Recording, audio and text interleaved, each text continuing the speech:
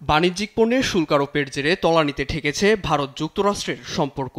বিশেষ করে রাশিয়া থেকে তেল আমদানি করায় দিল্লির রপ্তানি পণ্যে শুল্ক বাড়িয়ে দ্বিগুণ করে ওয়াশিংটন। এতে বিকল্প বাজারের খোঁজে পশ্চিমা মিত্রকে পাশ কাটিয়ে রাশিয়া চীনের দ্বারস্থ হয় নরেন্দ্র মোদীর সরকার। সম্পর্কের টানাপোড়েনের জন্য বরাবরই মার্কিন রপ্তানি পণ্যে ১৪৫% শুল্ক আরোপ ও রাশিয়ার তেল আমদানিকে দায়ী করে আসছেন মার্কিন প্রেসিডেন্ট ডোনাল্ড ট্রাম্প। শুক্রবার হোয়াইট হাউসে গণমাধ্যম কর্মীদের প্রশ্নের জবাবে হতাশাও প্রকাশ করেন তিনি। রাশিয়া থেকে বিপুল পরিমাণ তেল কেনায় আমি ভারতের ওপর খুবই বিরক্ত। এই বিষয়গুলো তাদের জানিয়েই ৫০% শুল্ক আরোপ করেছি। এ সময় ভারতের সঙ্গে সম্পর্ক উন্নয়ন নিয়ে প্রশ্ন করলে খোলামেলা জবাব দেন মার্কিন প্রেসিডেন্ট।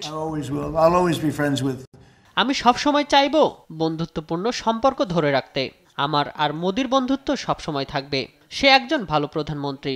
সে এখন যা করছে তা আমার অপছন্দ। তবে ভারত যুক্তরাষ্ট্রের সম্পর্ক বিশেষ, এ নিয়ে চিন্তার কিছু নেই। ট্রাম্পের এমন মন্তব্যকে সম্পর্ক উন্নয়নের সবুজ সংকেত হিসেবে দেখছে ভারত।